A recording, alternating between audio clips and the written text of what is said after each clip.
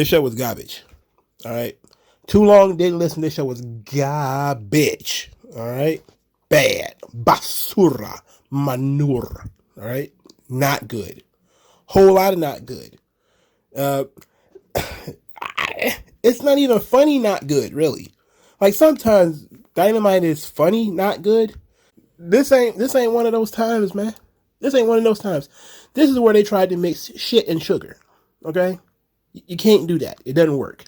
Okay? There's no way for you to make that work. You can get your little blender, put your little fruit in. As soon as you put a dabble of shit in it, it's over. All right? It's throw it in the garbage. It's over. There's so much wrong with this show. We need to get right into it. Dynamite, April 19th, 2023. Oh my God. For starters, let's talk about something funny first. The death of the FTR with Dax podcast. Yeah, y'all, is dead. Bullet to the head. FTR Bald pulled the plug on his podcast. Why? Well, here's his reason why.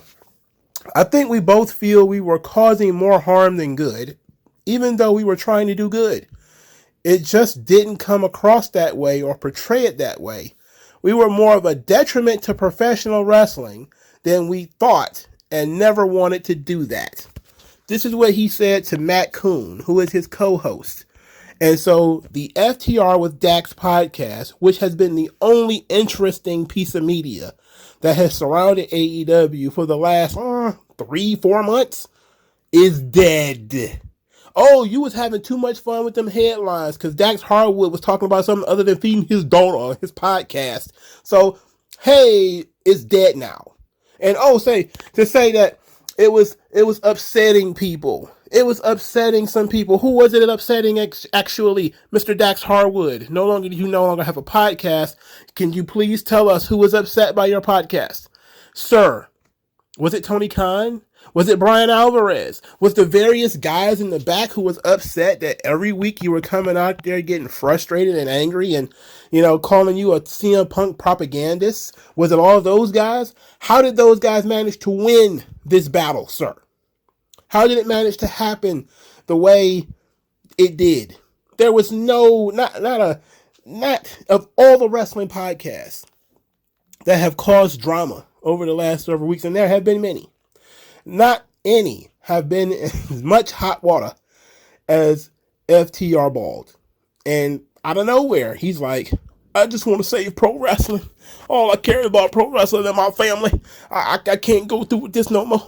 I'm watching pro wrestling suffer right before my eyes. This can't happen to me. And then he just pulls the plug. It's over. Now the podcast is dead. I guarantee you got something to do with Tony Khan. I betcha. He'll probably never say anything about it. Here's the weird thing, crazy thing, odd thing. This comes out the very same day that it's splattered all over the internet that WWE is letting their wrestlers go back on Twitch. Remember, just 2 or 3 years ago, every AEW wrestler, hey, come watch me on Twitch. I can say whatever I want, do whatever I want, because I got so much freedom. 2 years later, Dax Harwood gets the tap on the shoulder, called into the office, and, he didn't get like a stiff talking to. Like, it's not like a Vince McMahon intimidated him into quitting his podcast. It was more like maybe, some short guy was behind somebody else and, giving them the cutthroat, like, maybe he made a deal with the devil. Maybe he said, I'll bring CM Punk back, but you got to cut off this podcast. You got to stop it because you're upsetting people. You're upsetting Brian Alvarez. He's on his podcast crying, complaining, and whining. Meltzer don't like you. Said some shit online to spite you. Okay? I'm not going to finish that verse out. Y'all already know what it is. Wink, wink, nudge, nudge. So now the podcast is dead. Now look, I don't listen to the damn podcast. I only listen to the clips. I don't listen to clips that I found interesting, which were the ones about the beef. But now that's over. So they're trying to control the narrative. You give a guy a podcast, let a guy do a podcast, however you want to do it. And the guy says whatever he wants on the podcast. until he started saying whatever he wants on the podcast. Then all of a sudden, well, we got to creative control the podcast, which is what they could have done. They could have just said, we're not going to talk about anything current. We'll just talk about old stuff or whatever and call it a day. But he claims, of course, it had nothing to do with Tony Khan. Oh, no, not one thing to do with Tony Khan and AEW. Not one thing at all. I bet. Look, I don't blame him. It was causing trouble. It was causing trouble in his workplace. Now, it was his own fault because he talked too much. But it was causing trouble in his workplace. It was screwing around with the way he feed his daughter. So he decided to cut it out. I don't blame you for that. I do not blame him at all for getting rid of the podcast. I just think it's funny. You know, it's hilarious. I saw that and it was like, oh yeah, we should have started counting down the moment Alvarez and them started complaining about it. And they started in like, what was it? January, maybe February, before they re-signed, before FTR re-signed the AEW, they were complaining about this podcast. Well, they were really upset, and it was getting more and more and more upset. I was following it here on this channel. I have videos about it. I'm telling you, brother, that has something to do with it. Alvarez having a meltdown. I'm having a problem now. Yeah, I'm pretty sure they got something to do with Dask all of a sudden cutting his podcast off. Don't be surprised if Thunder Rosa disappears off a Busted Open Radio, too. Don't be surprised. And speaking of which, Thunder Rosa, once again, continues to tell her side of the story as she and Britt Baker continue to have heat. So even after Thunder Rosa apologized to the AEW women's locker room, which was apparently weeks ago, several weeks ago, Britt Baker is still doing interviews, trash talking Thunder Rosa. Now, it seems like Thunder Rosa is going to have to get herself a spot on that Saturday show too. You know, so it's going to have to be the CM Punk and Thunder Rosa banned from the locker room show.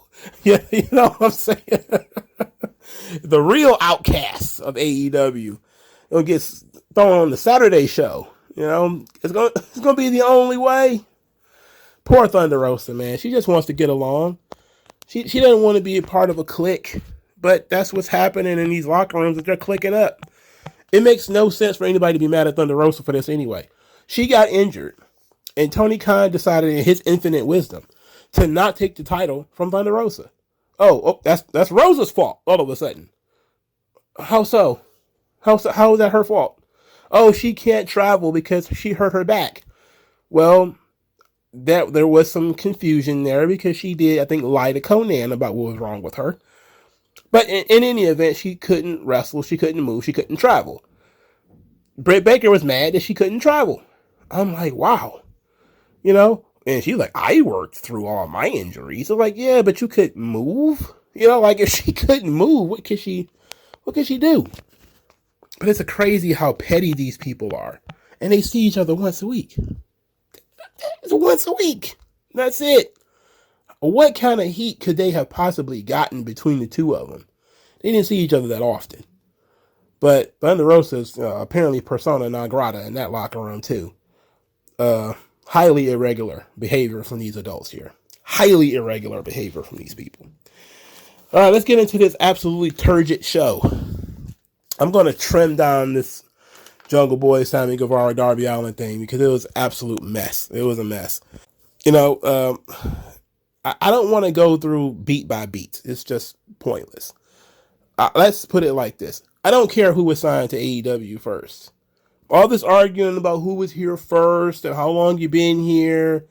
I don't care about any of that inside baseball. Nobody cares, right? Some of the more interesting bits of this was Darby Allin talking about Jungle Boy being handpicked because he's part of the California clique, which came across as being very heelish, and the crowd actually started booing it because, you know, Jungle Boy was the least experienced out of all of them, and he got signed basically because he's, you know, friends with the Young Bucks, which seem to be going down a very dangerous and dark path of maybe getting Darby in some heat. But that was probably one of the most interesting things here. Then I think Darby Allin actually said that Sammy Guevara is being held back by Chris Jericho. And everybody sees him as a follower, rather that they see him and Sting as equals. Jungle Boy really didn't have anything of note to say. Nobody cares about anything that he had to say. There was 3 people talking, no bass whatsoever in any voice speaking. 4 of the smallest people in the entire company are arguing over who's going to be the world champion. And let me tell you what's even more ridiculous. Okay? MJF comes out and we're thinking, okay, look, I hate these multiple man matches. I've screeched time and time again against fatal 4-ways and triple threat matches. MJF comes out there, he's doing his thing, and he says it's going to be a tournament, a Pillars tournament. And I was like, oh, okay, well, that's interesting. He's going to wrestle somebody. You know, the other 2 guys are going to wrestle, and then the 2 winners are going to face at the pay-per-view. Okay, fine, that's cool. And then it turns out it's going to be a 3-man tournament. 3-man tournament? That's like having a table with 3 legs. Why would you have a 3-man tournament? What? Why would you have a 3-man tournament? Why? Why would you do that? A 3-man tournament? So they decide that somebody's going to get a bye. And then they very anticlimactically pick their name out of the hat. Oh, it's Darby Allin. Darby Allin gets the bye. Okay. So, sure. Darby Allin just gets a bye. And he was happy about it. And I was like, okay, well, I guess it makes sense to be happy about it, but shouldn't Sammy Guevara get the bye? I mean, force the baby faces to fight against each other. Make one of them fight from underneath. He has to fight 2 matches. Guevara only has to fight 1. Okay. 3-man tournament. It's a goofy idea. Really goofy. I don't know where it came from, but whoever it is, they need a demotion. They need to get their pay docked a little bit. It's not quite worth firing somebody over. Because, but this is one of those times when you could have had the really boring, trite triple threat match, or even the more predictable fatal 4-way. I'm not angry that the match is 1-on-1. I'm angry about how we got there. MJF versus one of these guys, perfectly fine. But pick a better way of getting to 1. Okay. So they decide to run this throughout the entire show, which is smart because it keeps people engaged.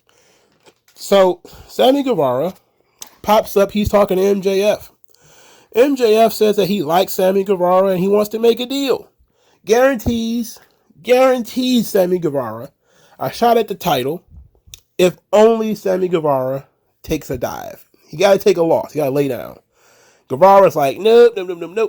So then MJF offers up a blank check. Here, any amount of money you want. Sammy Guevara writes on MJF's back his price. MJF is, he cringes over the price, but then accepts. He offers to shake Sammy Guevara's hand. We get the old friends don't shake hands. Friends gotta hug. And so they hug. Okay. I'm thinking, okay, well, this is about to blow up in their face. We get to the match, the main event of the evening. Jungle Boy Jack Perry versus Sammy Guevara. And these two are intent on killing each other. Because apparently that's what we do in AEW. We just do stuff on the floor. Hurricanrana on the floor, Spanish Fly on the floor, all kinds of stuff on the ring apron. I don't think there was a headlock, wrist lock. I don't even think the bell rang at some point in this match. We get to the ending. Shotgun drop kick. Jungle Boy crashes into a table that was near a barricade. Now, he didn't go through the table. He hit the table, but he didn't go through it. So it looked like he might have, rammed his head into it or something like that. It looked bad, sounded worse. Jungle Boy is kind of trying to get up to his feet. They're doing the dramatic baby face, gets up to his feet. The referee gets to 7. Guevara pulls the referee, and I'm thinking, okay, well, Sammy Guevara's, stopping the count, but at the same time, he was just telling the referee to count him out. So MJF jumps the barricade, and with his Dynamite Diamond Ring, punches Jungle Boy in the head. Referee turns around and continues counting from where he stopped. And Jungle Boy gets counted out. So like the very first count out, or maybe the second or the third, who knows? But the first major count out in AEW of all the matches that they have had, they chose the first major count out to be Jungle Boy versus Sammy Guevara in the main event of Dynamite. I'm not angry about it because we see that it was a plot between Guevara and MJF. They worked together to fuck Jungle Boy out of his title shot. Okay, cool. If it plays into a storyline later where Jungle Boy has to come back, having been screwed over by these guys and get his revenge on both of them, okay, cool. But I was stupefied that the count out, which is a pretty good weapon in your booking arsenal, that you haven't used it in all the times that you could have used it. You use it now, It's just a weird decision. I don't like Sammy Guevara's matches. Jungle Boy is bland. He's a bland bagel. MJF, trying to handpick his opponent. Makes sense. He's always trying to control things, manipulate people. It goes with his devil persona. Has these temptations and all this kind of stuff. So it works. Just a weird decision. Also, they took a page out of WWE's playbook by actually starting the show with a promo. Now, the promo that they started with was god fucking awful. None of these people are good speakers. Some of these guys went years and years of being fucking mutes, like Jungle Boy and Darby Allin. They were fucking mutes for like 3 years, and all of a sudden you can't shut them up. So I was like, okay, they need to talk. They do need to talk. Just don't know if they need to talk this much. You might want to build people up to this. But they started the show with a promo that set the stage for the main event. So they're trying to borrow bits and pieces from WWE's format, which, is not my favorite thing, because I don't really like the whole, we make the match at the beginning of the show, make the main event at the beginning of the show gimmick that WWE does. I'm not a big fan of that. So AEW doing it once or twice or every now and again, I'm not going to give them too much slack for that. But that's what they were doing here. The issue I'm going to have is Darby Allin was essentially gifted with this match. Now they're going to have to consider how MJF and Sammy Guevara are going to fuck him out of his match. He's going to overcome it. He's got to overcome it, because you're not going to have Guevara versus MJF in a pay-per-view main event. I mean, if you actually want people to spend money on this event, you absolutely certain will not put Sammy Guevara in that main event.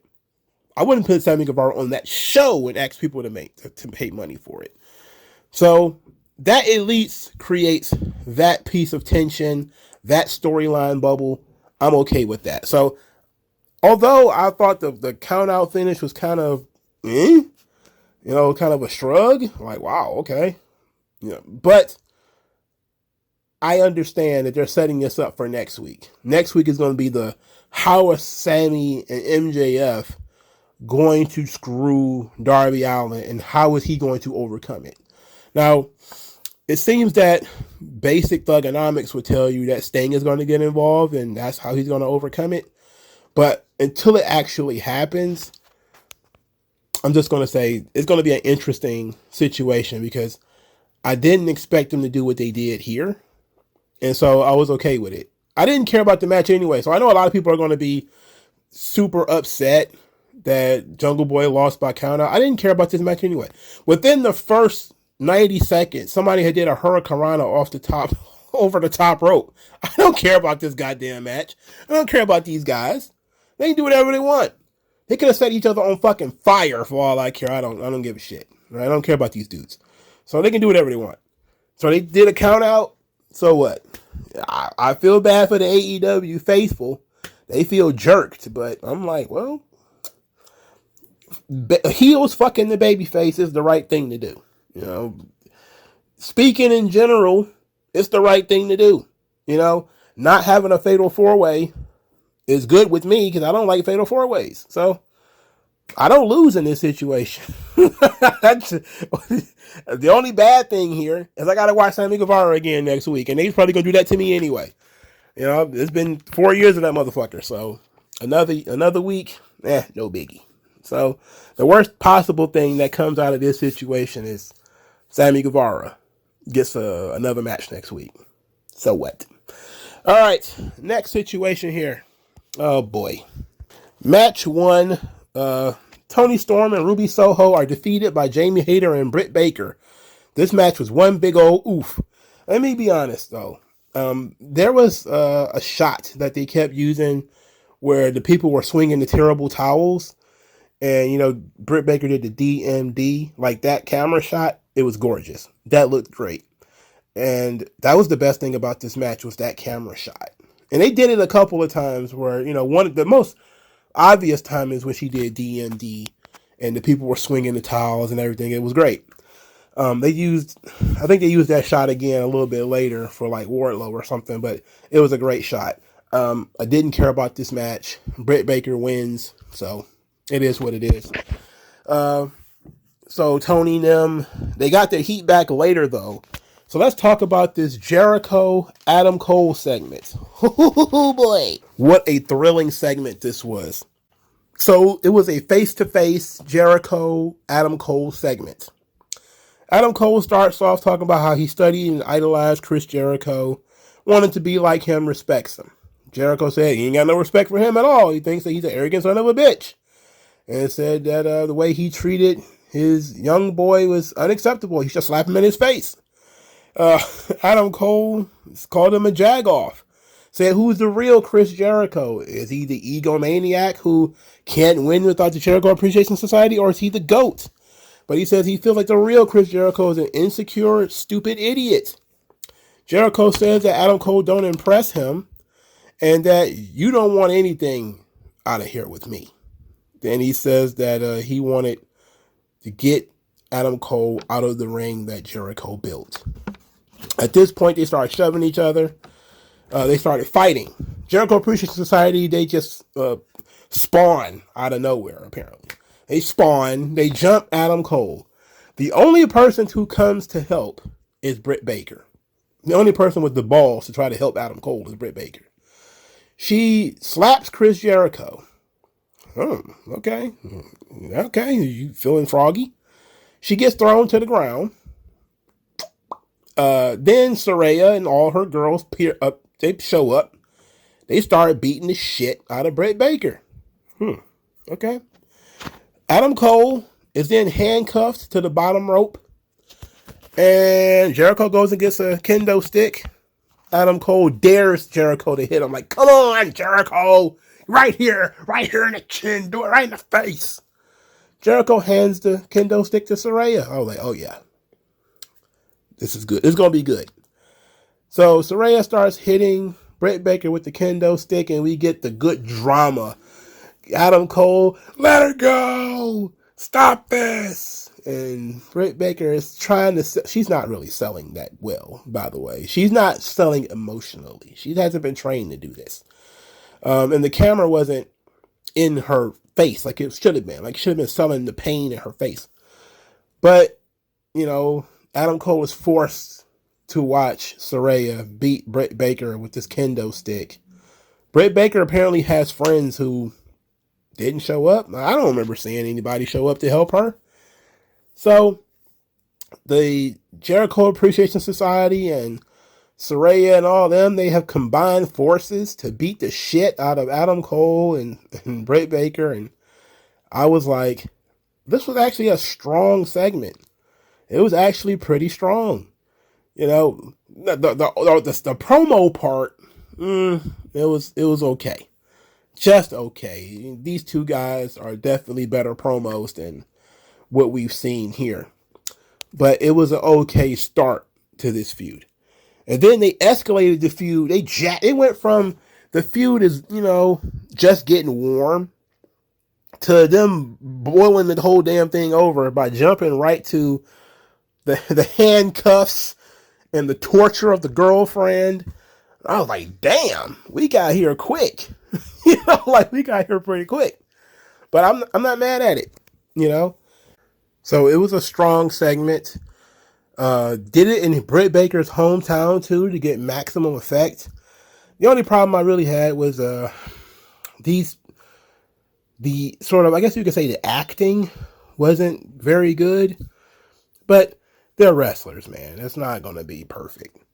Of course, it begs the question, where was Jamie Hayter or any of Britt Baker's supposed friends? What was the cute chubby girl? What's her name? The Sky Blue. Where was she? Where was Riho with her pipe? Willow. That was her name. Where's Willow? Where's all these cute girls that have been, except Riho? She's not cute. She's shaped like a Tootsie Roll Pop. How did any of these people, where did they go? Why did none of them were in the building to help Britt Baker this week? All of them just vanished into the wind. Where did they go? I don't know. But still, it was a strong segment, I thought. So I'll give them some credit for this. Now let's go to my breaking point. Wardlow, he's backstage.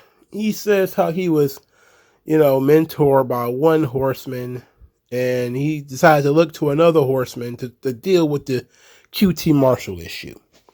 I was like, oh, they're about to put him with Arn Anderson, and sure enough, that's what they did. They put him with Arn Anderson. I was like, okay, all right, I like that. So Arn Anderson talks about all these things that QT Marshall has done to Wardlow so far, called it kid stuff. It's been kid stuff so far. Said Wardlow wants to do what he does. Said that Tully taught him how to be the best checkers player in the locker room. But tonight, we start playing chess. I'm like, oh, okay. We start playing chess. Oh, okay. So that means thinking a couple of moves ahead. All right, I see. Let's see how this turns out.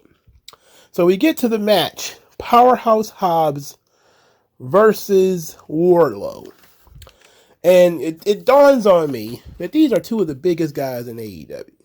Two of the biggest guys in AEW fighting for the mid-card title, while four of the smallest guys in AEW are fighting for the world title. It's AEW. What can you do?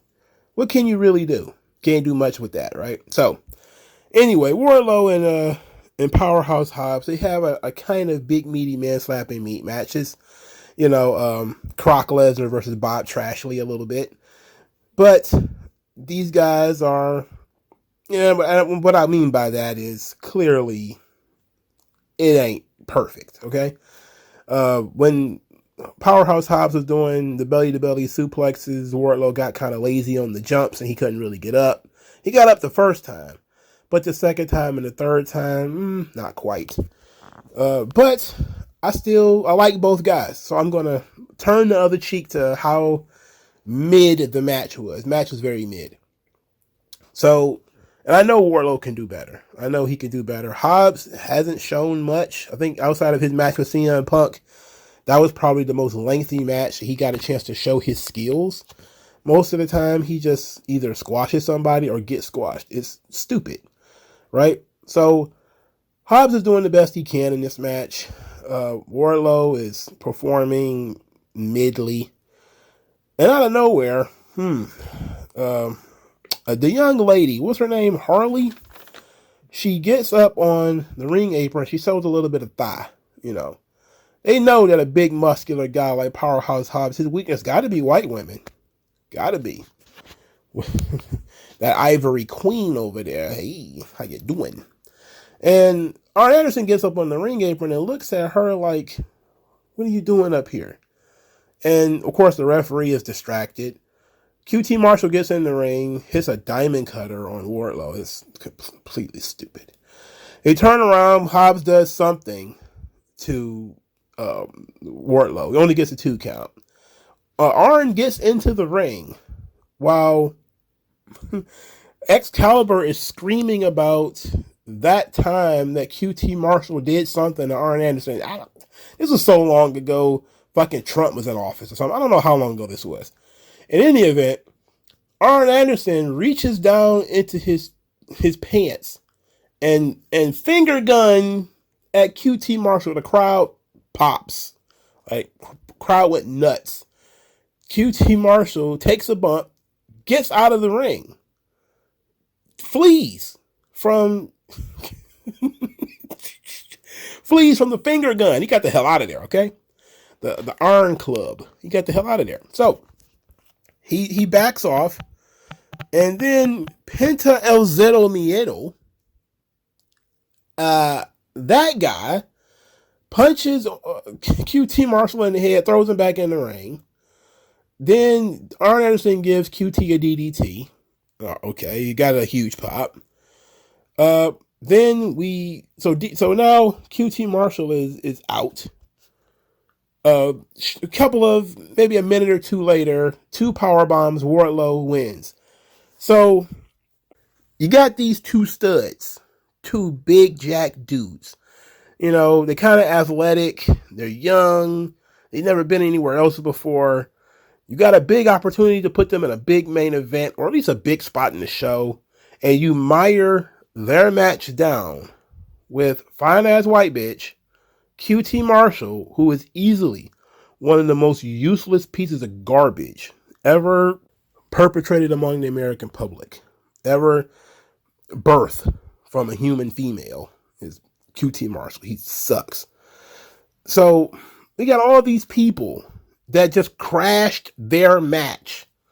This match that was supposed to be the deciding match in a fight of alpha males, and you've decided to crash this match with every miscellaneous piece of shit that you can come across, that you can find under the cushions backstage.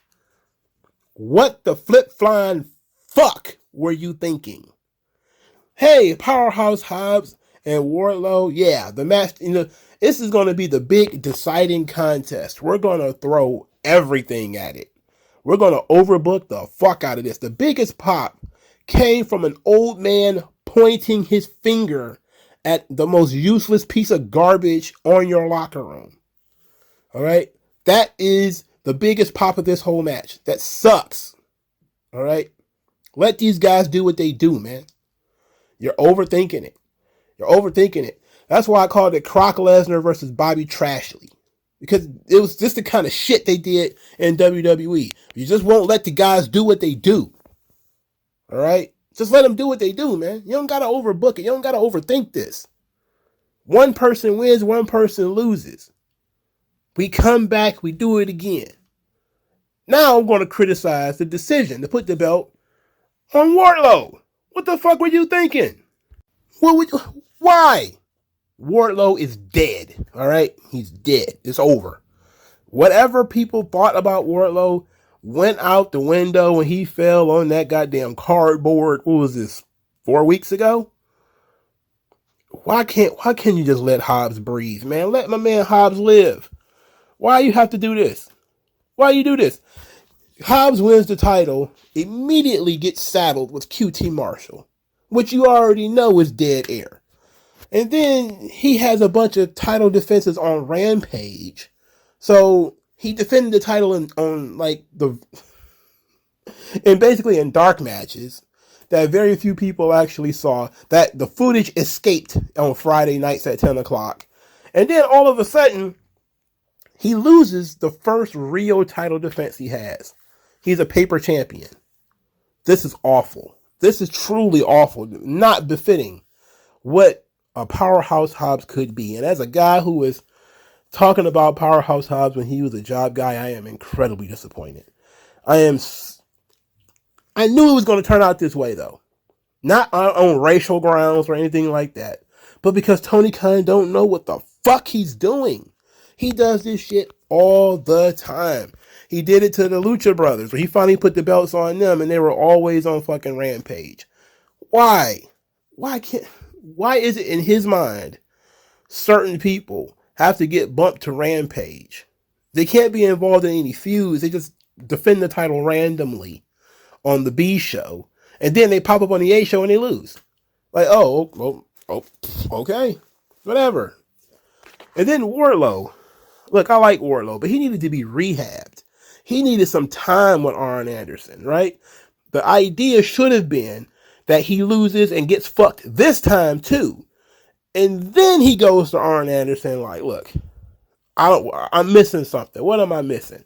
And then we do our Rocky training montage where, Wardlow runs the gamut, goes through the Enforcer Wrestling Academy or whatever, and then he comes out the other end, demands one more match with Hobbs, and it's some kind of street fight, last man standing thing.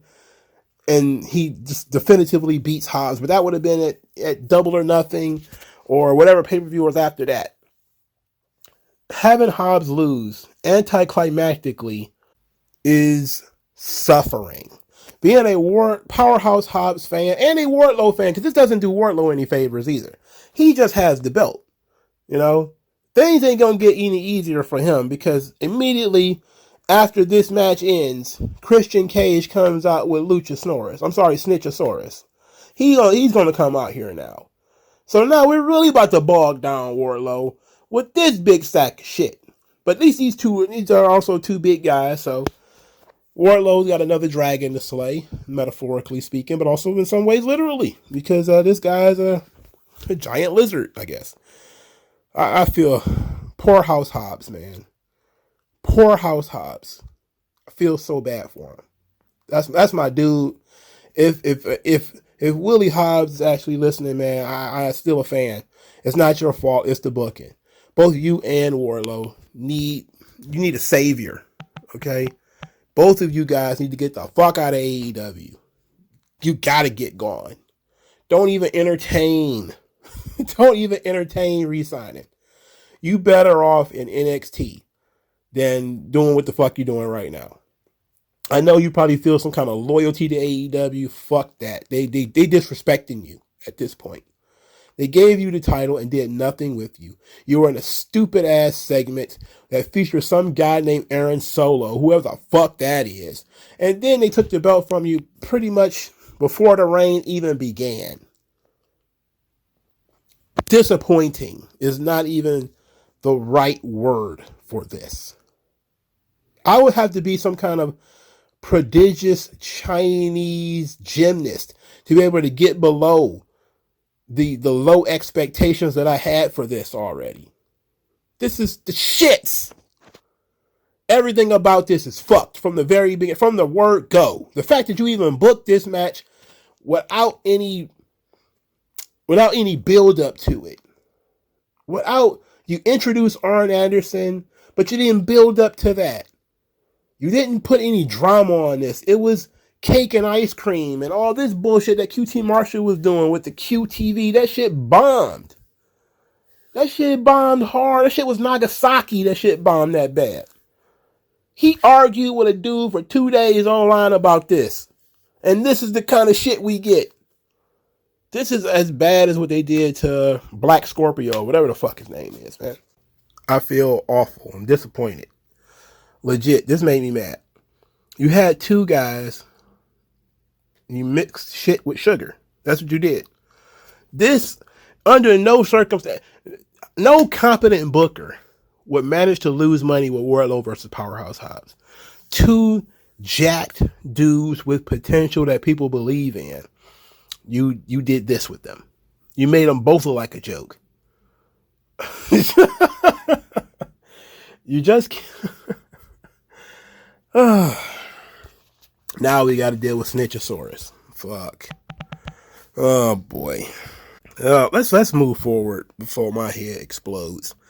Okay, so the Elite, they decide they're going to cut a promo. And Kenny Omega decides that he's going to steal from Moxley's rhyme book. Because he's getting in here, he's talking about he's having trouble sleeping. And he's got an image of this screwdriver stuck in a turnbuckle. But he really wants to stick that screwdriver into Moxley's face. So he called out the Blackpool Combat Club. So let's squash the beef. Okay. Danielson pops up on the screen. Calls them amateurs. Then said, who will pay to see a monologue from a bunch of amateurs? You're amateurs. So the Blackpool Combat Club attacked the Elite from behind. Big fight scene, right?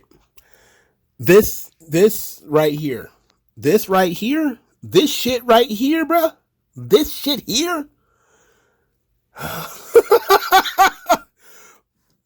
Let me paint this picture for you. Kenny Omega, he's outside the ring with Jon Moxley. He's got Jon Moxley's shirt over his head, and he's supposed to be, allegedly, punching Jon Moxley in the stomach body area. I'm watching him move his arm in the motion of a punch, but I'm not only not seeing any contact, I'm not seeing any intensity. I'm looking at this and saying these are the, by God, worst punches in the business. And look, they're outside the ring. They're right in front of the fans. They're right in front of their audience. And Kenny Omega throws some of the most feckless, worthless uppercuts to the body I have ever fucking seen. What on earth? I spent the rest of the segment giggling at these punches. These things were the shits. This dude is terrible. And then this is what makes it even funnier, is that once, the dust starts to settle a little bit, Danielson comes out there and says, Omega, he has the potential to be a professional.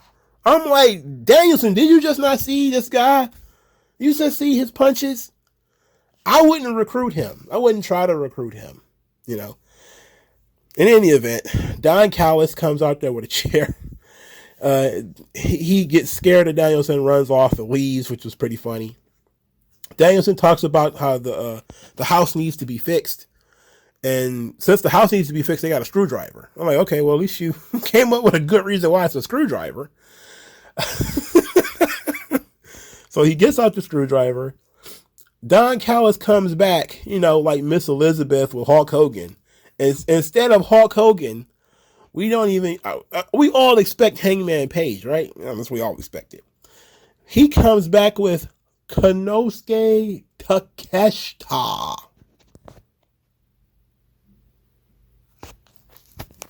Yeah.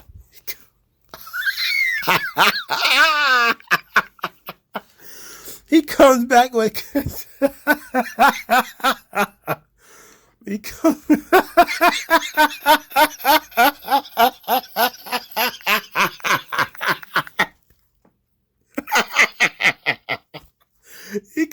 back with the Keshta. So he comes back with the Keshta. I'm fucking dying, bro. Don Callis literally just grabbed the first person he saw. Like, you like a wrestler? Come on, I need your help. Okay, so the crowd is excited, at least initially, for Takeshita, because they like him, right? They like this kid, so they're very excited for him. I'm sitting at home scratching my chin, like, why is it him? Like, they've been teasing Hangman Page all this time, but, it took me a while to really think about it. Like, okay, Hangman Page is supposed to be out because he got stabbed in the face. Okay. So Takeshita is going to take his spot as being their fourth person. All right. I see that. That makes sense. It's just, I was just so puzzled and found it so humorous, because in my mind, when you see what they did, it was literally Don Callis being Miss Elizabeth. And you know how when Miss Elizabeth came back with Hulk Hogan, and he was like, me? What, me? And the crowd was like, yes, Hulk, go do your thing. So Takeshita was doing something similar. He came out like, what? That's all. And everybody was like, yeah, go do it, yeah. And I'm sitting like, imagine if Miss Elizabeth would have came back like fucking Tito Santana or something like that. Like, yeah, people like him, but he don't belong here. Like, like she went to the back and came back with Virgil or something like that. Like, you don't belong here. He wasn't even a babyface at the time anyway. But you don't belong here. You're like, this guy's he's a loser. You don't belong here. But, okay. They're trying to get their young guy over. I don't want to bury him too much. I know I laughed and thought it was absolutely silly, but they're trying to get the young guy over. Kenny Omega is a Japanese fetishist, and maybe he just gets stabbed in the face with a screwdriver too, and he gets put out to the side. But I was just dumbfounded by Takeshita. That shit took me by surprise. I thought, okay, Hangman's big return. He's gonna be wearing like a face mask or an eye patch or something. But nah, Takeshita. All right. Sure, if you say so. So we go from that to this. Jay White versus Komander. Okay. So Jay White, like him, Komander, he's okay. They already have luchadors on the roster who can do what he does, but okay. They want to get they signed him, so he's officially all elite. Not like it matters, but they just signed a luchador. Like, when did they sign Bandito? In February? And has he made an appearance since? Anyway, so Komander is their new flavor of the month. They put him out there to lose to Jay White. Then I'm already kind of like on pins and needles because Juice Robinson's out there, okay? So I'm already just like, why is Juice Robinson on my television? And then I see Shawn Spears. And I just was like, Juice Robinson and Shawn Spears on TV? No way. Just no way. And I'm thinking to myself, why is Shawn Spears on TV? Why is he here? We go through this match where Komander does all of his top rope footwork and all this kind of stuff. Jay White wins, of course. No big deal. It was exactly what I expected. Jay White stood still while Komander did all of his and one dribbles off the top rope or whatever. Commander's a young guy. He just wants to flip, man. That's all. He just wants to do his flips. Jay White wins. He doesn't necessarily look that impressive. He beat Okada too, by the way. Many times. He beat Okada more than once. He beat Okada. So he beat Okada more than once. Okay? And at the end of this match, we see that they get into it with Shawn Spears. Shawn Spears jumps the barricade. And he's fighting with Juice Robinson. Then Jay White and Juice Robinson jump Shawn Spears. And then Ricky Starks comes out there. And he saves Shawn Spears. So now you got Shawn Spears and Ricky Starks as partners. And Jay White, first feud in AEW, involves both Juice Robinson and Shawn Spears. Bruh, let me tell you, I would rather get an enema with a hot comb than watch anything to do with these two fucks. All right? These are two horrible pro wrestlers. All right? Shawn Spears is one of the most boring people ever birthed. The female form could not produce something worse than Shawn Spears. The only thing that is even in the same genre of shit is Juice Robinson. And they decided to put them both in one segment and then threaten me with some tag team match. Poor Ricky Starks. Poor Ricky Starks. This fucking guy started the year hot. Everybody thought he's going to be the next young babyface. He was going to take over, make everybody forget about CM Punk. He was going to come in, cut promos, be kind of like a little version of The Rock, except for AEW, which is, typical of AEW. They have little versions of everything. It's like miniatures. And it was going to be great. We were going to have a breakout star. Everything's going to be cool. No. Just no. Just like Powerhouse Hobbs, just like Wardlow. This is booking malpractice, bro. This has got to be something where people are doing it on purpose, right? This has got to be done on purpose. You can't be this incompetent and keep your job. No amount of cocaine, meth, crack, or anything else is going to make you decide to put Shawn Spears and fucking Juice Robinson in the same feud, man. Why would you do that? Why would you do that? Why would you do that? Y'all may think I'm exaggerating. I promise I'm not. And I'm taking another step further. I'm not watching that match. You can forget about it. I'm telling you right now, my job isn't that stressful anymore, to be quite honest. So I have a lot more fun watching these wrestling shows. But I don't think I'm going to do that to myself. It's like, Why would I want to put myself through, an Iron Maiden? If you don't know what that is, Google it. Not talking about the band either. Why would I want to do that? It's a wrestling match, Iron Maiden. Why would I want to watch that match? There's nothing in that match I need to see. Okay? Even the exchanges between Ricky Starks and Jay White are not worth it for me to have to sit through any Shawn Spears and Juice Robinson combination. It is awful. Truly awful. And I feel personally attacked by this. I feel like Tony Khan has been listening to my channel and purposefully attacked me with this match. I feel like he sat down vindictively and said, Mongo will really hate this. Sketched it out and then told these guys to go and do it. And now I'm sitting here, eyes buckshot and bleeding, allergies and everything, just like, oh my God, this is offensive to me. This is a personal assault on my wrestling taste. All right. I feel like a judge on Chopped or something like that. And you come with all these, I give you a cool ingredient and you come back with this shit. I don't know. Let me get off this subject. I haven't talked about that too much. That alone threw me for a loop. I don't know what to do.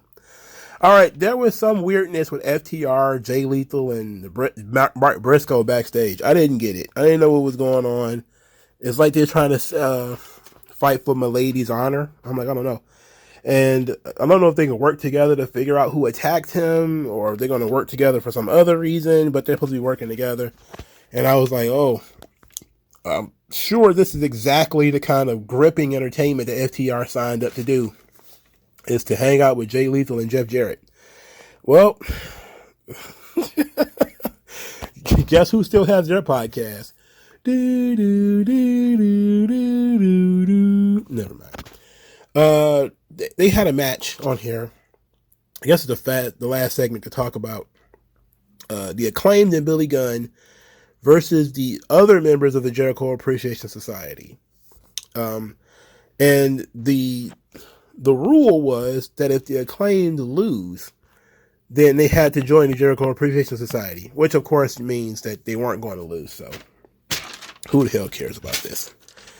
This was the shit meets sugar episode of AEW Dynamite, where you had something that was potentially pretty good mixed in with something that is so dreadful that it will cause you deep discomfort in order to continue watching it. I know y'all don't feel as strongly about Juice Robinson and Shawn Spears as I do, but you're going to have to feel me on this. If you think I'm exaggerating, you're going to have to give me a pass on this one, because I'm deeply discomforted with this one. I don't like that. Now that shit, I laugh at a lot of stuff because it's just like generic bad pro wrestling, and bad pro wrestling can be fun. But there's not even anything fun to be had from Spears and Juice Robinson. And what makes me even more just like floored is when I hear like Jim Cornette and Brian Last like, Juice Robinson is interesting. I'm like, what? What? Juice Robinson is interesting. He only interesting because you don't know who he is. You're looking at him and like, oh, he looks like a creep. He looks like one of those wrestlers from Utah Championship Wrestling in 1965. Like, no, I don't give a fuck. That's Juice Robinson. He's been shitting it up on the independents for 10 years. He's been shitting it up for a long time, bro. He's shitty. He's not good. All right? He's very not good. Not interesting. This is a guy who tried to be Macho Man for like 5 years and ended up coming out of it the worst version of Macho Man I've ever seen. Worse than Mark Merrow, worse than Jay Lethal, worse than you'll see a little kid at his birthday party dressed like Macho Man. Worse than that. Juice Robinson is the shits. And I'll never forgive Japan for trying to get people to believe that Juice Robinson is the shits. At least when it comes to Shawn Spears, everybody knows he's the shits. Now, in the early days of AEW, people try to tell you, oh, it was WWE, it was just stupid 10 gimmick. He's really good. And he had his little pay-per-view match with Cody, and everybody was like, oh, it was a really good match. I was like, fuck you. Fuck you. This guy sucks. He sucks. The gimmick was over, not him. Everybody knew that. Everybody knows Shawn Spears sucks. So I don't need to go into any depth or detail about Shawn Spears. Y'all gonna have to feel me on Juice Robinson though, man. The nigga is the shits. Alright? He sucks. I'm talking gravity sucks. All right? He sucks bad. It's just going nuts. No, I'm not watching that. No. So forget it. Hopefully, let's try. Let's look on the bright side. Hopefully, they do this match on Rampage. Maybe they put it on Rampage. I don't have to watch it. So that's gonna be my, that's gonna be my Ramadan wish, is that whatever match they're gonna have with Juice Robinson and Shawn Spears, it happens on Rampage. Better yet, it happens on Elevation. I don't have to watch it. Everything else, again, shit and sugar just mixed together. It's just some good stuff. Danielson wanting to stab Kenny Omega was pretty good.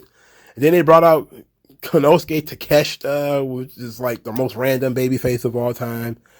Okay. All right. MJF and Sammy Guevara team up to fuck over Jungle Boy. Fine. It being a count out was weird, but okay. Wardlow wins the title. I like Wardlow. I like Hobbs. I don't like all the garbage they dumped in between. I don't like Luchasaurus.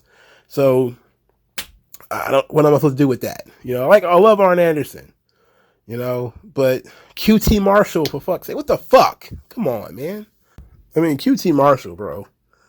Talk about useless. Man. Jesus Christ. Why did they do this? I don't know, man. The Adam Cole, the torture part was pretty good. It could have been acted better, but it gave you the feeling that you were supposed to get. Britt Baker really need work on her acting, but it was okay. Saraya tried to be dramatic, slow down, hit her once, then, again and again and again. And okay. So there were some elements of the show that were pretty good. I'm not going to be a complete and total hater, but QT Marshall, Shawn Spears, Juice Robinson, goddamn Jericho Appreciation Society. I'm talking the Fat 2.0 and Skinny 2.0. I'm talking Kenny Omega stealing Moxley's rhyme book. I'm talking there's just so much on this show. The long talking segment that featured fucking Sammy Guevara talking. Oh my God, bro. There's a lot of trash on this show, man. That's a lot of trash. But they're still tinkering with their format. They don't know what they're making the format interesting. I'll give them some credit for that. I just came up with this. I was going to wrap it up, and I'm still about to, but we'll give them some credit for tinkering with the format. You don't know how the show is going to be formatted when you watch it. So that's a positive, is that most of the time they're going to start with a match. Sometimes they might start with a promo. You never know what they're going to do. So I like that mix. That mix of, you got to watch the show to see how it's going to be formatted. They don't get stuck in a rut where they do the same thing over and over and over and over again. And I like people mixing it up. Make the show feel interesting, make the show feel different. They shot it differently from a different angle this week. The crowd was lit a little bit differently. All right. We'll give them, let's end on a positive note. So, ending on a positive note, Dax Harwood show is over. Well, that's not a good one, because I'm going to mix Dax Harwood show. It gave me good content, but that was probably the problem. So many people were getting content and taking shots at AEW because of Dax Harwood show. And also, it's bad for pro wrestling. How I'm going to feed my daughter. You're like, oh boy, it's bad for pro wrestling. Pro wrestling is not harmed by you and your weird mustache whining about how you want your friend back in the business. That's not harming wrestling. It's harming AEW. It's one company. Get over it, pal. All right. Talk to you guys later. Do all the YouTube things. Peace out. MagMongoSlade.